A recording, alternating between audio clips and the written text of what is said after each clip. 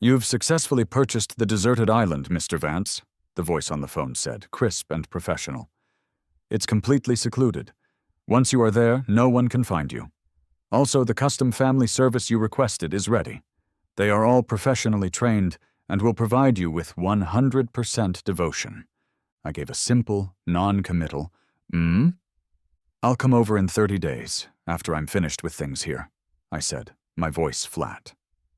I hung up and stared at my reflection in the full-length mirror. A stranger looked back at me, dressed in a pristine white wedding suit, tailored to perfection. "Leo, have you tried on your wedding suit? Clara has been waiting outside to see it." A staff member's soft voice broke through my thoughts. I paused for a beat, the fabric feeling heavy on my shoulders, before I replied, "Yeah, I'm ready." The staff member, hearing my response, approached and pulled back the heavy curtain. I turned my head just in time to meet Clara's gaze. For a fleeting second, I saw genuine amazement flash in her eyes before it was replaced by a carefully constructed adoration. "Leo, you look so handsome," she breathed, her voice catching. She closed the distance between us and wrapped her arms around my neck, her body trembling slightly. 7 years, she whispered into my suit jacket, her voice thick with unshed tears. "I'm finally marrying you." How much did she love him? How much did she love the idea of this union that she could be moved to tears at its culmination? As I stood there, a wooden mannequin in her embrace, a nearby staff member chimed in enthusiastically. "Mr. Vance, Miss Sterling personally helped design this wedding suit. She put so much effort into every detail, never complained once. She truly loves you." Listening to the staff list off Clara's supposed contributions, I couldn't help but look down at the top of her head nestled against my chest. The way she looked at me was always so full of unwavering love and tenderness, a stark contrast to the regal, almost distant image she projected to the world as a high society heiress. It seemed that it wasn't just the world she had fooled, but me as well. She had deceived me into believing that her affection was genuine. After the fitting, we left the bridal shop. The car purred to life, and as we pulled into traffic, her assistant, seated in the front, began to report to Clara. "Miss Sterling, the person who tried to get close to you at the gala has been dealt with. He won't be appearing in the city ever again." Clara's voice was sharp when she reprimanded him. "Mention these things to me in private. Don't upset Leo." She then turned to me, her expression softening as she carefully took my hand. "Leo, don't be mad. That person didn't touch me, I swear. Only his cologne got on my clothes, and I washed them 10 times before coming to see you. You know I've only had you in my heart all these years." I knew she wasn't lying, not about that part. Given her status, countless men had tried to get close to her over the years, yet she managed every situation with perfect, cold efficiency, never crossing a line. Still, I couldn't bring myself to feel any happiness. I forced a slight smile. "I know." Clara didn't seem to notice anything was wrong. She held my hand gently, pulling out her phone with her other hand to handle some work. Suddenly, her face changed. A flicker of something, anxiety, urgency, crossed her features as she saw something on her screen. "Stop the car!" The sudden screech of the brakes was jarring. Before I could even process what was happening, Clara had unbuckled her seatbelt and opened the door. "Leo, I need to handle something urgent. Let the assistant take you home." It was phrased as a question, but her tone made it clear it was a command. She was already out of the car, rushing away without a backward glance. I watched her retreating back until she disappeared. Then I pulled out my own phone. I opened my brother Ethan's social media account. A new post had appeared just a minute ago. It was a photo of a swollen, bruised ankle, captioned with just 4 words. "Twisted my ankle. Hurts." Seeing that post, and recalling the barely concealed panic on Clara's face, I felt a familiar bitterness rise in my throat. I couldn't understand it. Why did everyone in my life adore my younger brother Ethan? I had been engaged twice. The first time was to Isabel, the heiress to a massive conglomerate. Our families had arranged our engagement when we were children. I had fallen for her at first sight, spending my youth chasing after a girl who only ever had eyes for Ethan. For 7 years, she treated me with nothing but disdain. I finally gave up, worn down by her coldness. That's when I truly noticed Clara, the woman who had always been a silent presence in the background, a steadfast supporter. Chasing Isabel had left me scarred, and Clara was always there to pick up the pieces, patiently waiting, never asking for anything in return. All I had to do was turn around, and there she was. So, I cleared my heart of Isabel and let Clara in. I thought, this time I had finally chosen right. Yet, just a week ago, on the cusp of our wedding, I overheard a conversation between Clara and her friend. "You don't even like Leo," her friend had said. "Are you really going to marry him?" Clara's voice was heavy with drink when she replied, Because only then can Ethan be happy." Her friend sighed. "You really are one of a kind. You've loved Ethan silently for so many years. Even knowing he likes Isabel, you pursued her fiancé just so Ethan could have a chance with her. You succeeded in getting Leo to give up on Isabel. But you do realize the consequence, don't you? You're sacrificing your entire life." Clara's response was soft, but her words were laced with a profound, terrifying affection. "As long as Ethan is happy, I'll do anything." Listening from outside the door, I felt as if the sky had cracked open and the world had fallen away. I finally understood. Clara's 7 years of pursuit, her gentle care, her unwavering support, it was all a lie. Her heart belonged to Ethan. She was incredible, really. She was willing to sacrifice her own life just for my brother's happiness, and she had hidden it so masterfully that I never once suspected her affection was a performance. I never imagined she pursued me only to clear a path for my brother. That night, I stood outside in the pouring rain until I was drenched to the bone. Since childhood, my parents had favored Ethan, never showing me much love. Growing up, my fiancé adored Ethan, never reciprocating my feelings. Now, even Clara, the woman who supposedly cherished me above all else, loved Ethan too. Everyone loves Ethan, but nobody loves Leo. That day, I made a decision. Since no one in this city cared for me, I would leave. I would go to a secluded island where, with enough money, I could create a world just for me. I would buy the love my real family never gave me. I would leave this place and all its ghosts behind and live a peaceful, quiet life. Even if the parents and the girlfriend I bought were fake, their company would be enough. From now on, my mother, my father, Isabel, and Clara would have nothing to do with me. The car stopped in front of the house Clara and I were meant to share after our wedding. Once inside, I began to pack. I methodically went through the house, tossing anything that was solely mine into boxes, erasing every trace of my presence. Then, I began handling the paperwork to deregister my household. It was the only way to ensure they would never find me again.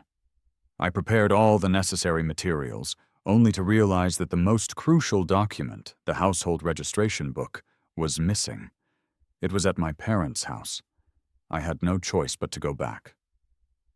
An hour later, I stood at their doorstep. It was supposedly my home, but I didn't have a key. Even knocking took a surge of courage because I knew my biological parents never welcomed my presence. The housekeeper opened the door, her expression unchanging. As soon as I stepped inside, I saw my parents pacing in the living room, looking agitated. Hearing the door, they rushed over. When they saw it was me, their expressions immediately darkened. "Why is it you?" my father asked, his voice sharp with disappointment. "You haven't come back in years. Why show up now? Can't you be more like Ethan? Born from the same mother, yet you're so different."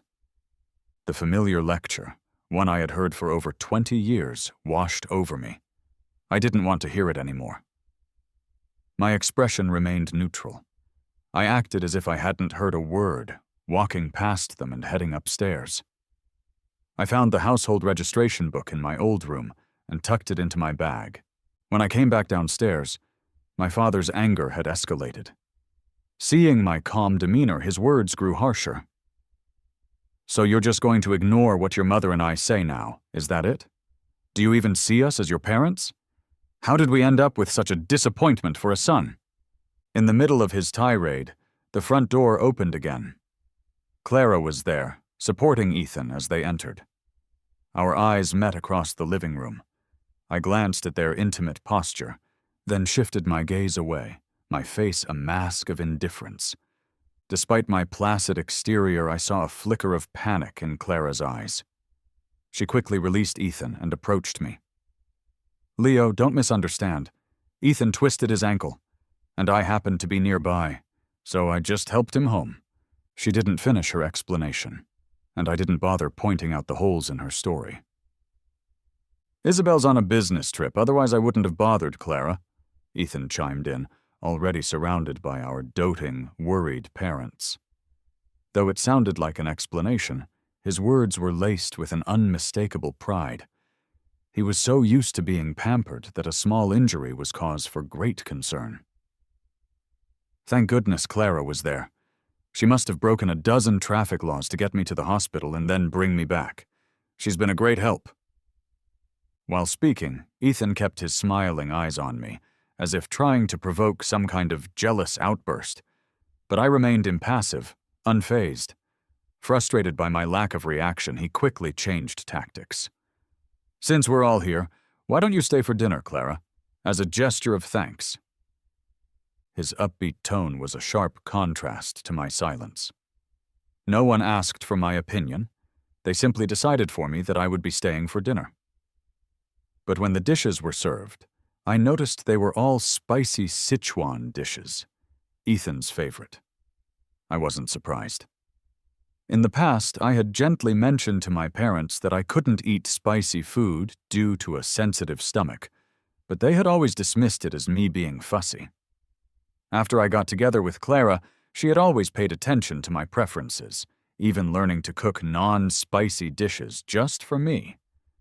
But this time, even though she sat right beside me, her eyes were fixed only on Ethan, diligently tending to his needs. I was reminded of how, whenever she came to see me, she would often subtly or accidentally ask about Ethan's likes and dislikes. And if Ethan ever got sick, Clara always claimed to be too busy at work to help me take care of him. A bitter smile touched my lips. How had I never noticed her fixation on Ethan before? But no matter how much she loved him, using me as a tool in her grand romantic scheme was more hurtful than Isabel's outright rejection ever was. I ate little that night. On the drive back, we were both silent. I was thinking about the registration paperwork, while she was likely reliving her heroic moments with Ethan. Finally, I broke the silence. "I'm not going back to the house. I need to go somewhere else." My voice brought Clara back to reality. She turned to me, her voice gentle. "Where are you going, Leo? I'll come with you." "No need," I said, shaking my head. But she held on to my hand, her grip stubborn. "No, I'm not letting you go alone." Unable to refuse without causing a scene, I let her tag along, putting the address into the navigation without revealing the destination. The traffic was light, and we arrived in the area quickly. Just as we were about to make the final turn, Clara's phone rang. She answered it, and her mother's anxious voice came through the speaker. "Clara, Ethan's wound is infected and he has a fever. Can you take him to the hospital?" "I'll be right there," she said instantly. She was about to make a frantic U-turn when she seemed to remember my presence, looking at me with a conflicted expression. "Leo, She opened her mouth, but before she could formulate an excuse, I spoke first.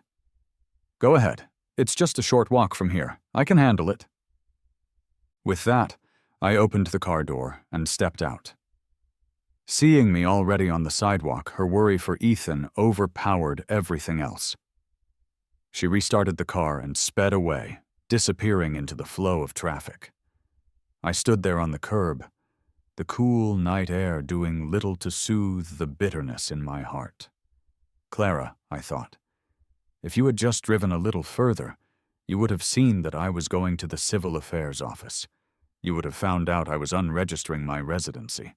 You would have discovered the first concrete sign that I was leaving you. But you didn't, because you don't care. The deregistration process was quick. Afterwards, I took a cab back to the house. Soon after I arrived, Clara walked in, carrying a box of red bean pastries, her face a mask of apology. "Leo, I'm marrying you soon, which means Ethan will be my family too. So I'm just looking out for him a little more, that's all. Don't misunderstand. I pursued you for so long, you should know you're the only one in my heart." I couldn't comprehend how her acting could be so flawless, so convincing. Getting those specific red bean pastries meant crossing the entire city to a bakery famous for its unique taste, a place where people often lined up for more than 3 hours just to buy a single box. She would go through all that for Ethan. Such devotion was exactly what everyone said about her, but it was all directed at my brother, not me. I was tired. I wasn't in the mood to continue this charade. For the first time, I didn't take the easy way out she offered. "I'm not feeling well. I'm going to rest." With that, I turned away from her, not even glancing at her expression, and headed to my room. Clara was momentarily stunned, but seeing that I was in low spirits, she likely figured I was just upset over her leaving to see Ethan. In an attempt to cheer me up, she canceled all her work plans for the next day and dragged me out on a date. We had a candlelight dinner, wandered through luxury shops, and ended the night with a movie. Just after we had settled into our seats in the theater, a group of girls entered, and to my surprise, Ethan was among them. Though Clara's face remained a mask of placid enjoyment, I noticed her distraction immediately. Her gaze kept drifting towards Ethan's group. The movie was halfway through, but I could tell she hadn't really watched a single frame. "Clara," I said abruptly. "What is it, Leo?" "I'm feeling a bit unwell. Let's head back." My voice was calm, as if I were genuinely feeling sick and just wanted to leave early. She hesitated, glancing once more in Ethan's direction, but ultimately decided to get up and leave with me. As soon as we stepped out of the theater, a commotion erupted behind us. A chaotic crowd surged towards the exit, their voices a rising tide of panic. "Fire! The theater's on fire!" Clara's face went pale. Just as she was about to run against the flow of the evacuating crowd, she saw Ethan's friends emerging from the theater. She rushed to intercept them, her voice frantic with urgency as she asked each person, "Where's Ethan? Where is he?" At her question, they exchanged panicked looks. After a moment, one of them stammered, "Ethan, he hasn't come out yet." Instantly, a terrifying rage boiled over in Clara, burning away her reason. "I told you to take care of him," she screamed, not even finishing her sentence before she broke away and sprinted back towards the burning theater. "Clara, the fire's too big. You can't go in there," one of them yelled after her. But she ignored all protests, a woman possessed. By the time the rescuers arrived, she emerged from the smoke and flames, bloodied and bruised, supporting a coughing Ethan. She placed him gently on a stretcher, and only after she was certain he was safe did she finally collapse from her injuries. As she fell, the back of her shirt revealed the extent of her wounds. Deep, gruesome burns that stirred something deep within me. I couldn't help but tear up, not from sympathy, but from a flood of memories. Back then, after Clara had pursued me for so long, I couldn't remain entirely heartless. I couldn't ignore her dedication, But I also couldn't move on from Isabel. I kept rejecting her advances. Until one day when I suddenly collapsed and wound up in the hospital, only to be diagnosed with kidney failure. In a desperate panic, I called my parents, begging them to get tested for a match. But they flatly refused, saying they had a trip planned with Ethan and that kidney failure wasn't immediately fatal. They told me they'd deal with it when it became a matter of life or death, and then coldly hung up. Desperate and alone, it was Clara who silently got tested, matched, and went through with the transplant. Post-surgery, when I learned that the kidney saving my life was hers, I stayed by her bedside and cried for a long, long time. When she woke up and saw me, tearful and broken, she immediately hugged me and said, "Shh, don't cry, I did it willingly." And with that, I cried even harder. In that moment, I thought, perhaps it was time to let go of the past and focus on the person right in front of me. But just when I had allowed myself to get lost in her tenderness, to fall completely in love with her, I discovered it was all just a beautiful, cruel deception.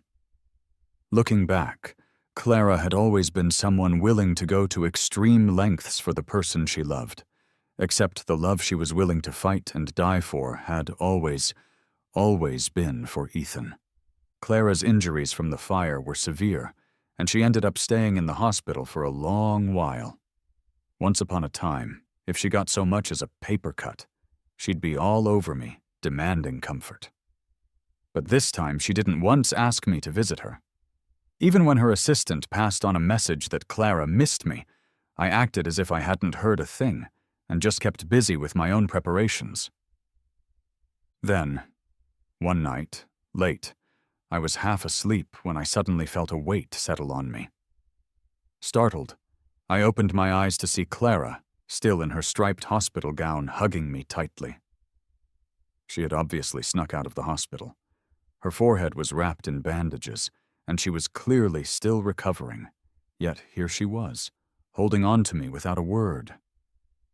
After a brief struggle, I managed to push her away. "What are you doing here?" "I missed you," she mumbled, burying her head in the crook of my neck. Her voice turned pitiful. "Didn't you get any of the messages my assistant gave you? Are you avoiding me because I went to save Ethan? I'm sorry, Leo, I was wrong. I shouldn't have left you to help someone else, but he's your brother, and the situation was urgent. I just want you to know I've only ever loved you. I was just more concerned about Ethan because he's family. That's all. Please don't be mad at me." She sounded so sincere. If I didn't know the truth, I might have believed her. But I knew her urgency to come back wasn't about my feelings. She was worried I had seen her true devotion to Ethan, and that our wedding might be delayed, jeopardizing his chance with Isabel.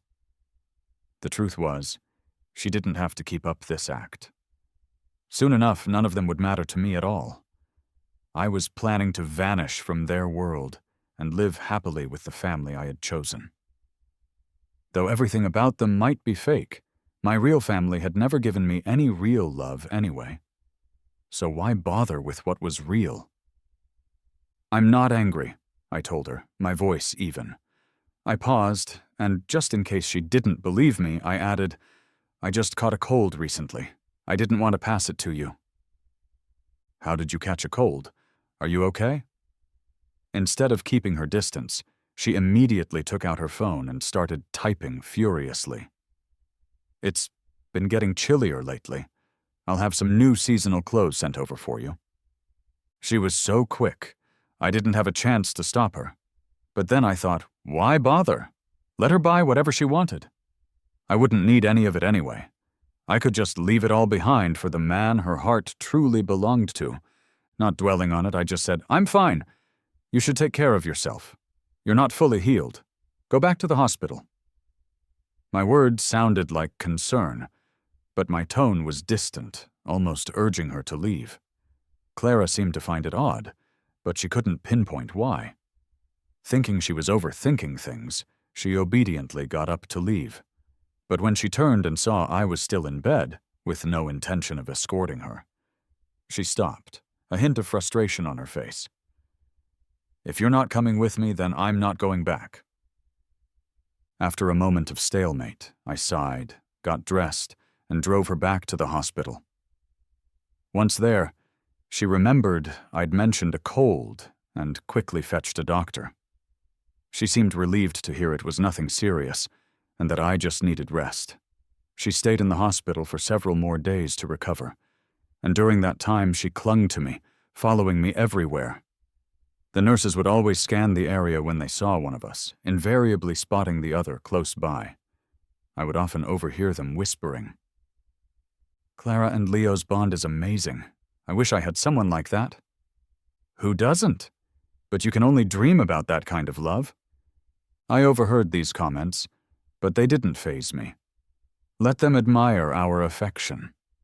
Only I knew it was all just an illusion. Her clinging had nothing to do with love. She was just nervous about my odd behavior lately and worried there might be a hiccup before the wedding. After all, in her eyes, if this wedding didn't happen, I might go back to bothering Isabel. And then how would her precious Ethan ever find happiness? A few days later, Clara was discharged. No sooner had we gotten in the car than her phone rang. It was one of her friends. "Clara, there's a meteor shower tonight. Want to bring your hubby along and hang out?" Meteor showers were rare, and since the invitation included me, Clara agreed without much thought. I wasn't keen on going, but I didn't want to raise her suspicions, so I tagged along. When we arrived at the lookout point, it turned out it wasn't just her friends there. Ethan was there too. The moment I saw him, I could sense a shift in Clara's energy, a barely there thrum of excitement that she quickly masked. As night fell and meteors began to streak across the sky, a vendor pushed a small cart through the crowd. "Wishing jars?" he called out. "Write your wish down under a shooting star, put it in a jar, and I'll hang it on the wishing tree for you. It makes the wishes more likely to come true." Even though everyone knew it was just a silly gimmick, seeing Ethan's excitement, they all bought one. When it came to Clara, she bought up the vendor's entire remaining stock of jars. Her friends couldn't help but tease her. "Clara, can you even fill all those? Share a few with us." "Yeah, you've already got everything anyone could want. Asking for that many wishes is just greedy." Clara just smiled and turned to look at me, her eyes full of practiced love. "I could give up everything else, but I hope Leo can have it all." Her words were met with gasps and more teasing. Most people would blush, but I, the object of this grand romantic gesture, said nothing. As I looked at the cart full of wishing jars, Clara watched me seriously write my own wish. Curious, she leaned in to see, but before she could read anything, I quickly folded the paper. "Reading it will make it not come true," I said quietly. "Understanding?" She didn't push, instead ruffling my hair lightly. "Your wish will definitely come true, Leo." I smiled, but said nothing, silently agreeing with her. As I put the slip of paper into the glass jar, I opened it one last time for a final look. It said only one thing: may Leo and Clara never meet again, in life or in death. Once Clara had finished meticulously writing her wishes and filling all 99 of her jars, the meteor shower was nearly over. Just as we were about to leave, a cry made us all turn back. Ethan was on the ground, his eyes red with frustration. "My foot's twisted, it hurts!" At this, everyone crowded around him. Clara couldn't stay calm, pushing through the crowd to scoop him up and carry him down the mountain. I didn't try to stop her. As everyone fussed over Ethan, I slipped away. I found the vendor who had hung our jars and paid him again. "Can you help me get those jars we just hung back down?" Soon enough, I was back on the mountaintop with the jars. I sat down and began opening them, one by one, wishing Ethan joy in all seasons and triumph in every year. May Ethan have a life full of blessings and no illness. To my beloved Ethan, wishing him joy and peace all his life. 99 jars, 99 wishes. Every single one had Ethan's name on it. Not a single one mentioned me. My eyes burned, but I said nothing. I left the scattered jars and notes on the ground and turned to walk back down the mountain. As I reached the bottom, I met Clara, who was pacing anxiously. She ran up to me, hugging me tight, her voice full of palpable relief. "Leo, where did you go? I didn't see you after I came down. I'm so glad you're safe. Don't leave my sight again." Seeing her so worried, their friends around them cheered and tried to smooth things over. We told her there's only one path down the mountain. Of course he's fine. Clara's just being extra because she cares so much. Their words were meant to showcase how much Clara cared for me. But as I looked past them, I caught Ethan's eye. His foot was bandaged, and he seemed more at ease now, listening to their words with a subtle air of arrogance. A knowing smile played on his lips, as if he were boasting to me. "See? Everyone thinks she loves you, but really she cares most about me." The sharp sting of humiliation rose in my chest, but I suppressed it. It didn't matter. It would all be over soon. After that day, Ethan's birthday came around quickly. My parents spared no expense, booking a massive cruise ship for the party and inviting both Clara and me. Everyone seemed to conveniently forget that my birthday was on the exact same day. I was used to it. When we received the invitation, Clara hesitated for a moment before agreeing. "It's your birthday too, Leo. Maybe we shouldn't go." I could tell she desperately wanted to attend, but was trying to be considerate in front of me. Seeing her hesitation, I gave her an out. "No, it's fine. Let's go." She barely contained her delight, hugging me with a voice full of apology. "Sorry we can't celebrate just the two of us this year. I'll make it up to you next year, I promise." At her promise, I chuckled lightly. "Next year? There won't be a next year. In just a few days, I would be gone from their world completely." At the birthday bash, Ethan was the center of the universe, wearing a high-end suit and surrounded by people showering him with compliments. Even Isabel, who had been away on business, had returned just for this, standing beside Ethan in a stunning dress. They looked like a perfect match. Then it was time for gifts. My parents and Isabel gave him flashy presents, pricey jewelry and a limited edition sports car. When Clara's turn came, she pulled out a certificate. Everyone was confused until she opened it, revealing a high-resolution image of a beautiful star nebula. "Ethan, you already have everything," she announced to the room. "So I thought this would be perfect for you. From today on, you get to name this nebula." The move caused an audible gasp to ripple through the room. Whispers filled the air. Buying the right to name a nebula. Clara must have put a lot of thought into that. It seems Clara really loves Leo, to be so extravagant even with a gift for his brother. Jealousy was thick in the air, but only I knew the truth. The gift was genuinely thoughtful, not because she loved me, but because she truly loved him. Not wanting to linger in the hall, I stepped out onto the deck for some air. The sea breeze tousled my hair, and for a moment, I could finally relax. That's when Ethan showed up, standing behind me with a sneer. "Brother," he said, his voice dripping with sarcasm. "What can you do? It seems that it's not just Isabel. Clara likes me too." I was just confused. From a young age, Ethan had taken everything from me. Our parents' affection, my friends, the girl I liked, and now even my fiancée. Why couldn't he just let me be? Why did he feel the need to keep rubbing my nose in it? "Why?" I asked, not bothering to hide the weariness in my voice.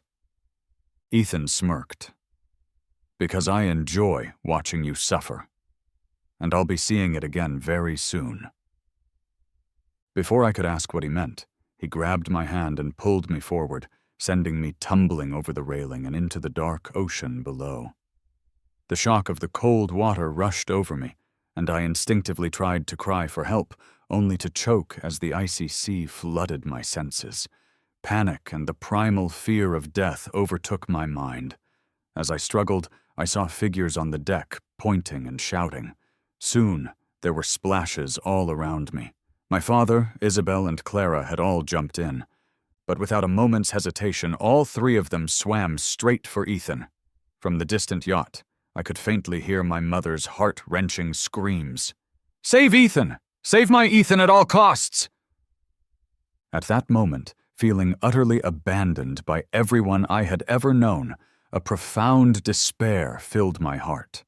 I resigned myself to my fate, closing my eyes and waiting for the end. But just then, I heard the sound of someone swimming closer. Dazed, I opened my eyes and was stunned to see who it was. It was Isabel. I didn't have time to wonder why she'd come for me before my consciousness faded to black. When I woke up, I was in a hospital. I blinked at the white ceiling, my eyes dry and scratchy, before my gaze shifted to the person sitting by my bed. It was Isabel. "Aren't you going to see Ethan?" I asked, my voice raspy. "I just did," she replied coolly. "He's got plenty of people with him, Clara included." She seemed to expect a reaction at the mention of Clara's name, but my expression remained blank. "Go join them," I said. "I'd like some peace and quiet." She didn't move. "Anything else?" I asked, my curiosity piqued. "Don't marry Clara," she said, the words tumbling out as if she'd been holding them back for a long time. "She doesn't even like you. She only got close to you to make room for Ethan to be with me."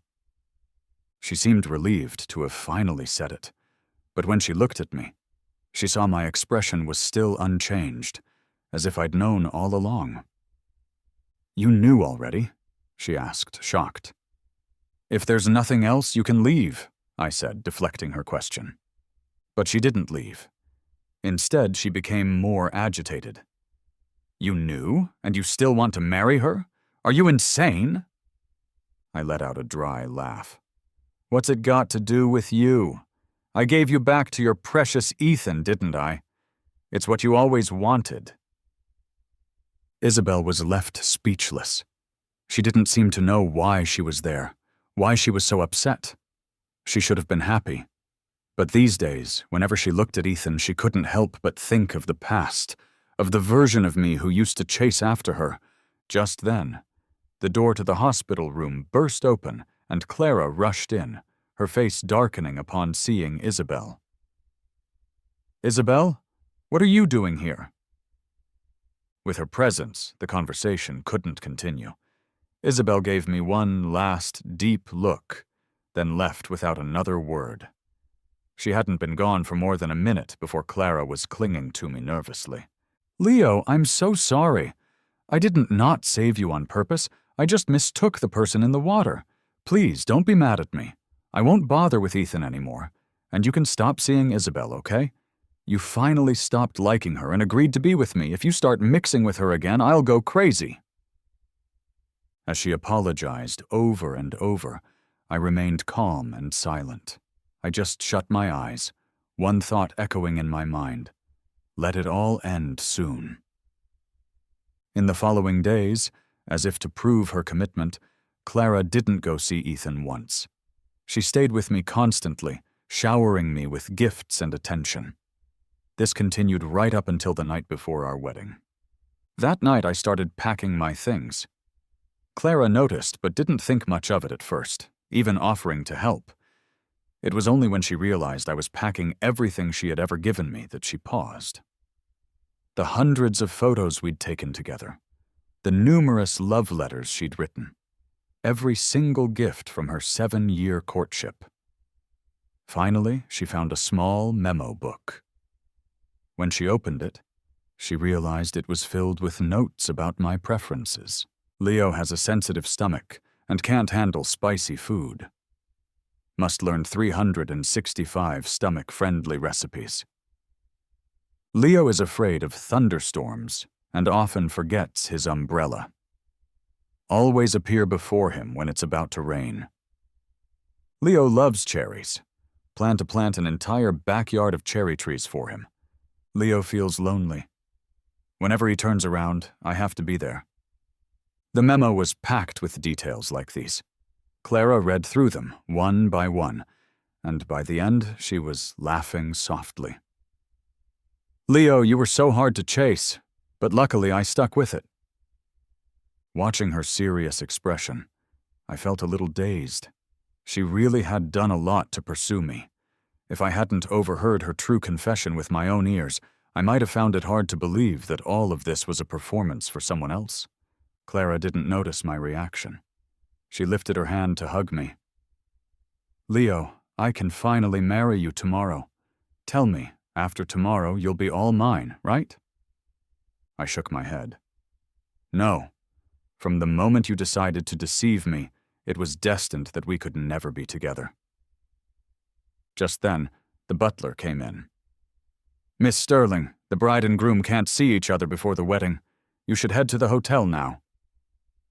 Clara didn't move, clinging to me tighter. I want to stay with Leo. The butler looked helpless, but just as he was about to say more, Clara's phone started ringing. She glanced at the caller ID, hesitated for a moment, and then finally let go of me to answer the call. It's unclear what was said, but when she returned, her demeanor had shifted. She gave me one last, lingering hug. See you tomorrow, Leo. I knew she was leaving not because of the butler, but because of that phone call from Ethan. Yet, I didn't ask her to stay. I just silently watched her silhouette disappear out the door. After she was gone, I moved all the packed boxes to the front yard, where I had already instructed the servants to prepare a large fire pit. Not knowing my true intentions, they had done as I asked. Now I began throwing everything from the boxes into the fire. Photos, memos, journals. When the last photo curled into ash, I watched the embers with a faint smile. Clara, the memories are all burnt. We have no future. In the dim light of the pre-dawn hours, no one noticed the groom of tomorrow's wedding dragging his suitcase out the door, leaving without a single look back. I didn't turn as I got into the waiting car. As soon as it started moving, I snapped my SIM card in half and tossed the pieces out the window. If no one loves Leo, he'll just love himself. Goodbye to this city. Goodbye to everyone. There were no direct flights to the island, so I had to fly to the nearest country and take a boat from there. By the time I arrived at the island, where the property transfer had already been completed, a full day and night had passed. There was a beautiful manor on the island, built exactly to my specifications, ready for me to move in. I had plenty of funds, so I had already purchased a private yacht for travel, just in case. As I pushed open the heavy wooden doors of the manor, I saw that everything inside was fully furnished and equipped. I looked around, feeling a deep sense of satisfaction. This was it. This was where I would live from now on. Just as I was about to check on the arrival of my custom-made family, the door to one of the villa's inner rooms opened. A beautiful young woman stood there. She paused upon seeing me, but then quickly smiled in recognition, stepping aside to invite me in. "The employer is here," she called out to two others inside. A kind-faced older woman and a gentle-looking man came forward. "I'm Helen, your custom-made mom," the woman said with a warm smile. "And this is David, your custom-made dad." Then it was the turn of the young woman I had first met. She had bright, clear eyes and a genuine smile. "Hi, I'm Maya, your custom-made girlfriend." The wedding between Clara Sterling and Leo Vance was set to be the event of the season, held at the largest hotel in the city.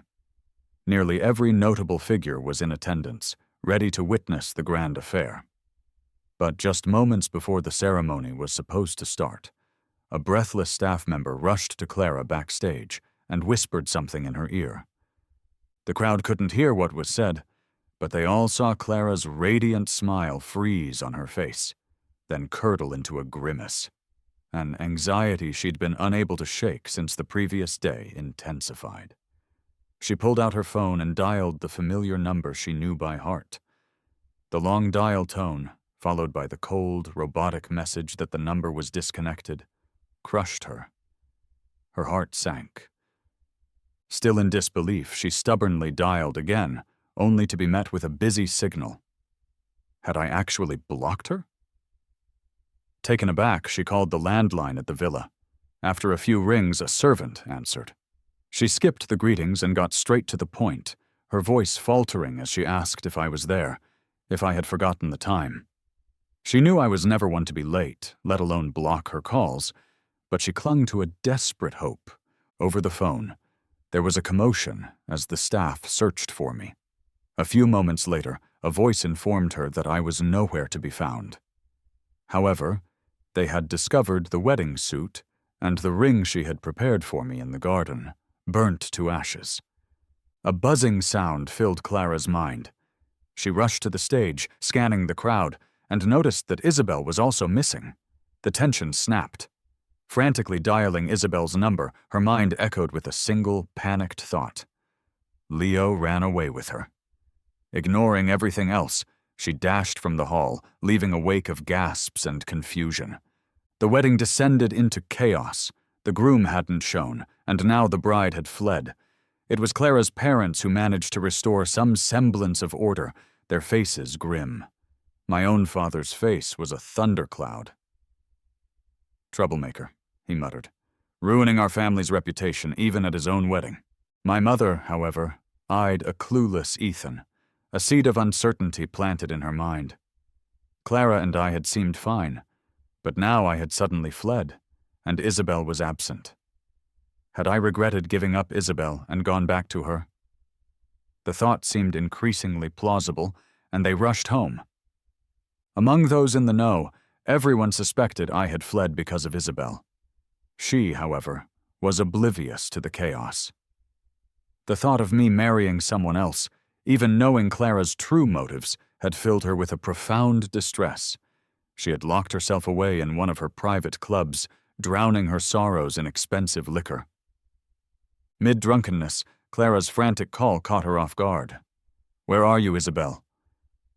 Confused, Isabel gave her the address, wondering why a bride would be calling her on her wedding day.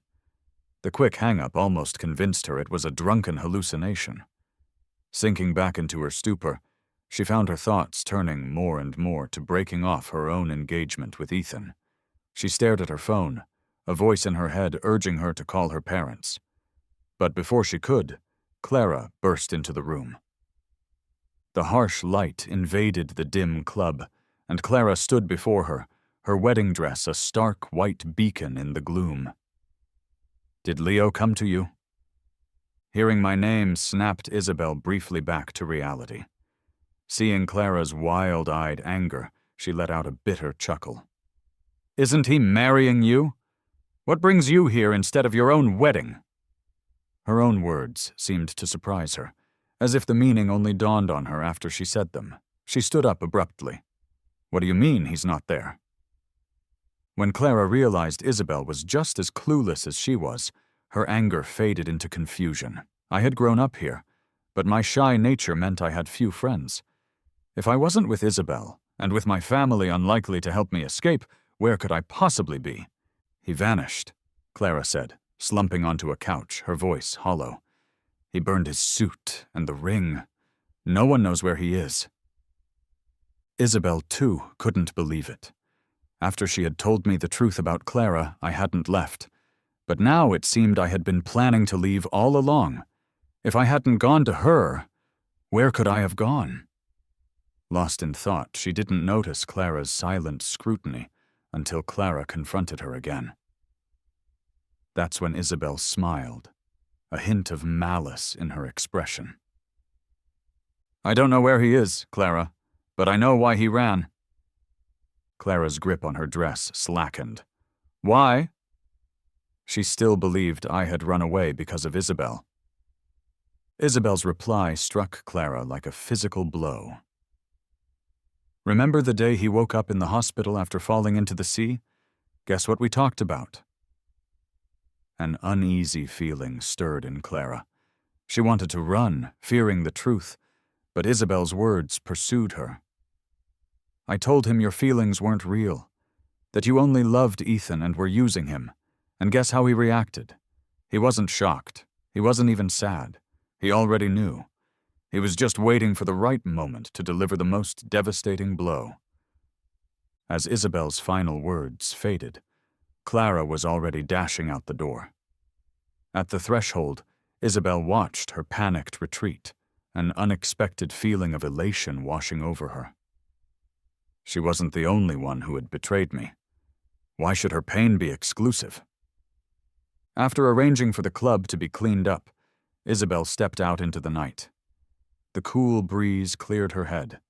The fallout from the wedding meant my parents and Ethan would surely be at her family's home. She hailed a cab. 15 minutes later, she arrived to find the three of them waiting expectantly. "He didn't come to me," she said with a shrug, but they remained skeptical. "Who else would he go to?" My father frowned. "He has no friends, no charm. He's caused enough disgrace." My mother concurred, her tone acidic, as if I were not their son, but their enemy. Listening to them, Isabel was stunned. Were these truly my kin? None of them seemed worried about my well-being, only about their own reputation. How much silent suffering had I endured in this house for over 2 decades?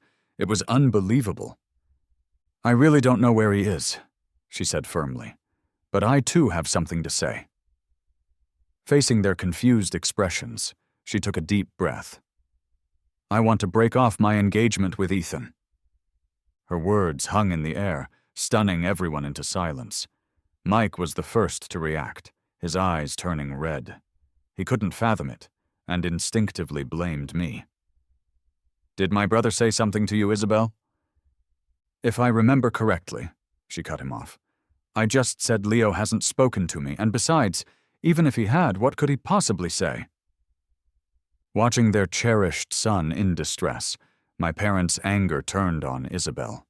Her own parents tried to mediate, but the battle lines were drawn. Listening to my family continue to disparage me, Isabel found it laughable. No wonder I had chosen to leave. With parents like these, a brother like that, and a fiancé like her, anyone would want to escape. Maybe it's for the best, she thought. Let Leo go and find his own light. 5 years later, I finally opened up my private island for limited visits. It was no longer a deserted island. I had named it Reunion. Life, I had come to believe, was a series of meetings and partings. I had left a past full of mistakes and met the right people here. The name felt perfect. The island's pristine environment had caught the eye of a television director who wanted to film a variety show here. After months of negotiation, I agreed, but with strict conditions. They had to preserve the environment, and they were forbidden from filming my family without permission. We eventually compromised that if my family accidentally appeared on camera during a live stream, their faces would be blurred, and they would be cut from the final edited episodes. A month later, the director and his celebrity guests arrived. Everything went smoothly at first. Then, a blurry screenshot from the popular show went viral online. Clara hadn't been paying much attention to entertainment news, but she had spent the last 5 years searching for me, coming up with nothing. After digging deeper, she had found out that all my official identity information had been erased half a month before our wedding. The realization had shocked her to her core. I had been planning my departure for weeks, and she, sleeping next to me every night, had had no clue. Over those 5 years, she realized her feelings for Ethan had been drained away. Love, she learned too late, needs reciprocation. It was me who had been by her side through sickness and distress, the one she had pledged her life to. Even if she didn't want to admit it, she had fallen for me. Now she desperately wanted to find me, to tell me that her love for me was real. That viral picture exploded under these circumstances. Someone had spotted Maya's face for a split second before it was quickly blurred out. The internet, however, was faster. A screenshot was captured and posted online with the caption, "This woman is stunning. Within 3 minutes, I need to know everything about her." The post became a hot topic. Normally, Clara wouldn't have paid it any mind, but she was leaving no stone unturned. The screenshot ended up in front of her. At first, she didn't care. It was just a picture of a woman. But then her eyes caught on a blurred figure of a man tending to flowers in a corner of the frame. Even with the poor image quality, a gut feeling told her it was me. She tracked down the director's contact information. He, thinking she was a potential sponsor, quickly accepted her friend request. But Clara was direct. "Where was this filmed?" she asked, sending the screenshot. The director hesitated, but my privacy was paramount. He politely declined, leaving Clara more convinced than ever that the man in the photo was me. Isabel had a similar hunch, but she acted more quickly. The show had mentioned it was filmed on a private island. Piecing together clues from the aired footage, she pinpointed a region and flew straight to North America. Armed with the photo, she sought out agencies that dealt with private island sales. It didn't take her long to locate Reunion Island. She reached the shore by boat, but didn't step onto the island, just waited silently on board. It was around the time supplies were usually delivered, so when I saw the boat approach, I assumed it was the delivery and hurried to the shore with Maya. Instead of cargo, I found Isabel standing quietly on the deck. "Leo." I turned to leave, but she called out again, her voice gentle yet complex. I stopped, but didn't turn back, waiting for her to continue. "Clara might come by soon," she said seriously, "and I've broken off the engagement with Ethan." She paused, then asked softly, "Leo, do you want to come home?" Hearing this, I finally turned around, confused. "You breaking off your engagement with Ethan has what to do with me?" The question stung her into silence. I didn't bother answering her other question. Come home? The thought amused me. This was my home now. As for Clara, as long as she didn't set foot on my island, I didn't care what she did. Taking Maya's hand, I turned to head back towards the manor. Isabel recognized Maya instantly from the viral photo. Watching our hands clasped naturally together, her heart ached. In these 5 years, someone else had taken the place by my side. I no longer needed them. Then again, had I ever truly needed them? Or was it that when I did, they were never there? From the boat, she could see the villa in the distance. As I disappeared inside, the gates opened and 2 middle-aged people, Helen and David, came out, their faces kind and peaceful. The 4 of us together looked so harmonious, like a genuine family. "Leo, I wish you happiness," she murmured, before waving a hand to the captain. The boat started up again, slowly moving away until it vanished beyond the horizon. Back in the manor, life was peaceful. The show was wrapping up its final day of filming, and a sense of tranquility was returning to the island. "Leo, come on in! Lunch is ready," Helen called from the kitchen, still wearing her apron. David followed behind her, a big grin on his face. "Helen made your favorite sweet and sour ribs today." After 5 years together, I was completely at ease with them. They had always wanted a child, but were unable to have one. They had become my parents by choice, but their affection was real. They truly cared for me as their own. And over time, I had grown to love them as the parents I never had. At the table, which was always filled with laughter, Maya sat next to me, thoughtfully peeling shrimp for me. She had figured out I only avoided seafood because I found it cumbersome, so she had naturally taken on the task. After lunch, I wandered over to watch the variety show filming. Lost in thought, Maya came over with a plate of fruit. Seeing me staring blankly, she casually sat on the ground beside me. I didn't take the plate, just opened my mouth slightly. Understanding, Maya smiled, picked up a small piece of fruit with a toothpick, and fed it to me. Only then did I happily eat it. I had never had the luxury of acting spoiled before, but here I was the center of their world. Their genuine affection had allowed me to indulge myself, and it felt good. When Clara showed up, she didn't come alone. She brought my biological parents and Ethan with her. My former family hadn't been doing well since Isabel had struck out on her own and started a competing business. My parents, infuriated that I had bought an island and was living lavishly while they struggled, had silently resolved to teach me a lesson when they found me. Even as they approached the island by boat, their faces were masks of displeasure. Seeing the island's understated luxury, they bottled up their anger, forgetting all about Clara's advice to try and clear the air. We were just having breakfast when a loud pounding at the door startled us. As I frowned, Maya got up to answer it. She opened the door abruptly, and the two groups froze, caught off guard. Seeing another woman in my house ignited a jealous rage in Clara. Before she could speak, my parents could no longer hold back their anger. "You ungrateful son!" my father yelled. "Running away for 5 years without a word. Do you even consider us your parents anymore? Get out here and come back with us," Ethan chimed in sarcastically. "Brother, I know you're mad at me, but you can't just ignore Mom and Dad. They've been worried sick. Just come home." Seeing these so-called family members being so rude, even Maya's patience ran out. She sneered, "Who let these dogs in here to bark?" She moved to completely block their view. "This is a private island. Getting on it without permission is trespassing. This isn't back home. You never know when you might end up as shark food." Her cold gaze made the four of them shiver, but their anger quickly returned. "Who do you think you are?"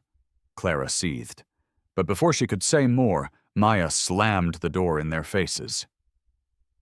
Inside, I had heard most of the exchange. When Maya came back and said a group of people were outside, pretending to be my family, I wasn't surprised. "They're not fakes," I clarified, which left everyone at the table looking at me with curiosity. Before anyone could process this, there was another loud knock on the door. Maya was ready to send them packing again, but I shook my head and got up to answer it myself. Whatever they wanted, it was best I handled it. Helen and Maya, uneasy about me facing them alone, quickly followed. I opened the door, and a hand immediately swung towards my face. I was ready. The slap missed as I expertly sidestepped, and my father, the attacker, stumbled and fell to the ground with a heavy thud. Humiliated, he got up, his face a mask of rage. "Brother, how could you do that to Dad?" Ethan cried, rushing to help him up. My mother, equally upset, turned her fury on me. "How could I have raised such a heartless son?"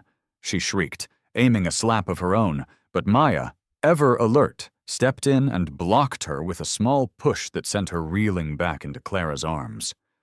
The insults began to fly, but I ignored them, my attention focused on Clara. When our eyes met, I saw no joy or excitement in hers, just coldness and indifference, as if we were strangers. A look of hurt crossed her face. "Leo," she began, her voice trembling. "Long time no see." She had missed me dearly, dreaming of this reunion for 5 years. She had so much to say, but no clue where to start. I, however, was not interested in a catch-up. "You came all this way just to cause me trouble, Clara. Did I ever do anything to wrong you, other than leaving a wedding I never should have agreed to in the first place? You never liked me anyway. You only wanted to marry me to clear the way for Ethan and Isabel. I've moved on from your betrayal. Can't we just call it even? Why do you keep reappearing in my life?" I paused, then turned to my parents and Ethan, who were glaring at me. My voice was full of a lifetime of confusion. "You call me ungrateful, but have you ever, for a single day, acted like real parents to me? Have you ever treated me like your son? You say I took things from Ethan, but What a joke. If Ethan wanted something, I had to give it up. My room, my grades, your love, my friends, my fiancé, everything. I gave it all to him. Isn't that exactly what you wanted? So what else do you want from me now? By the end, my emotions were stirred. The bitterness of over 20 years spilling out. My chest was heaving. Lily gently took my hand, her warmth chasing away the chill. Helen and David also moved closer, standing protectively by my side. Feeling their concern, my eyes reddened. Only then did Clara and the others seem to see the complete picture, the genuine family connection between us. It clearly wasn't a relationship between an employer and his servants. My parents, feeling uneasy, asked, "What is the meaning of this?" Looking at their awkward faces, I suddenly laughed. "She is my wife, legally. They are my parents, also legally. And you," I said, my voice hardening, "as of 5 years ago, you ceased to be anything to me." They were stunned. Clara, even more disbelieving, rushed forward to grab my hand, but Maya blocked her, smacking her hand away. "If you have something to say it. Don't touch him." The force of the slap made Clara's wrist sting, but she bit her tongue, the heartbreak far worse than the physical pain. "Leo, it's not like that," she explained, her face pale. "I realized I loved you even before you left. I was just slow to realize it. These 5 years I've been torn apart. I'm so sorry. Can you give me another chance?" Her eyes landed on my and Maya's clasped hands, and an idea seemed to spark. "I know you're still mad at me, Leo. I'm sorry. Look, she's just someone you paid for, but our 7 years together were real. I even had your wedding ring repaired, with our names engraved on it. I promise, I'll do whatever you say. You don't like them? I'll cut ties with them. Please, Leo, don't abandon me." Her voice broke, the performance so convincing that even Helen and David hesitated. They glanced at Maya, a question in their eyes. Could 5 years with them really replace what I'd had with Clara? Maya's heart skipped a beat, her grip on my hand tightening instinctively. I turned back to her, offering a reassuring smile and patting her hand. "Wait for me." Those 2 words inexplicably calmed her, and she slowly let go. Seeing me approach, Clara's face lit up with joy, but her smile froze as I spoke. "Clara, why should I forgive you? I was finally moving past the shadows, and you came back to drag me into them again. I have a new life now, a new family, a new love. In their lives, there's only me. I love this life, and I don't want it interrupted. Please, just leave me out of it." Then, I turned my gaze to the 3 people who had given me life. I sighed. "Mom, Dad, this will be the last time I call you that. You've never seen me as your son, so you can just pretend you only ever had Ethan." My calm tone, as if I were merely discussing the weather, seemed to break them. My father pointed a trembling finger at me, unable to speak. My mother just stood there, stunned. My cutting ties had little direct impact on Ethan. He just smirked. "Big brother, do you really think this will rattle them?" He failed to notice me pulling out my phone to call security. The sound of armed guards chambering their rifles finally startled the 4 of them into realizing I was serious. They were escorted back to their boat. Once they were gone, the island was quiet again. The security team left, and as their boat pulled away, another small boat was revealed, moored a short distance away. It was Isabel. "Leo, can I come up?" Maya tensed beside me. Too many people from my past were seeking me out lately. She had to keep an eye on things, couldn't let anyone steal me away. I chuckled at her vigilance, giving her palm a reassuring stroke. "You go on ahead. I'll talk to her alone." She left reluctantly, her pining look making me smile. Seeing our easy interaction, Isabel's heart sank. When I turned back to her, she forced a bitter smile. I watched her take off her shoes and wade barefoot through the cool water to the shore. "Why are you here again?" I asked. "Don't you want me here, Leo? I just really wanted to see you." I didn't stop her from coming ashore, and she seemed pleased, thinking she ranked higher than the others in my eyes. Then she saw me look back towards the manor, my eyes following Maya. She paused, then added, "Only as friends."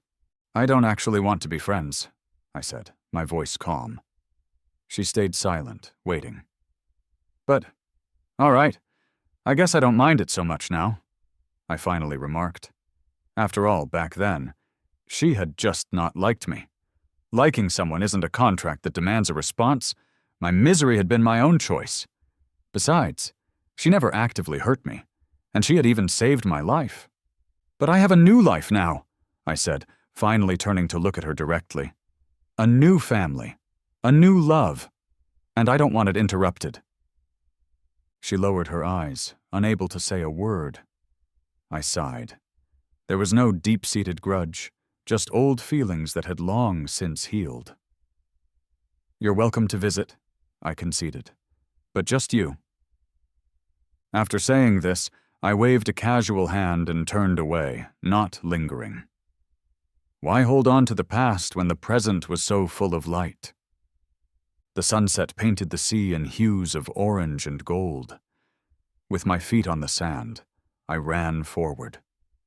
"Maya!" I called out. Waiting not far off, she turned around, a brilliant smile spreading across her face. She reached out her arms, pulling me into a firm, warm hug.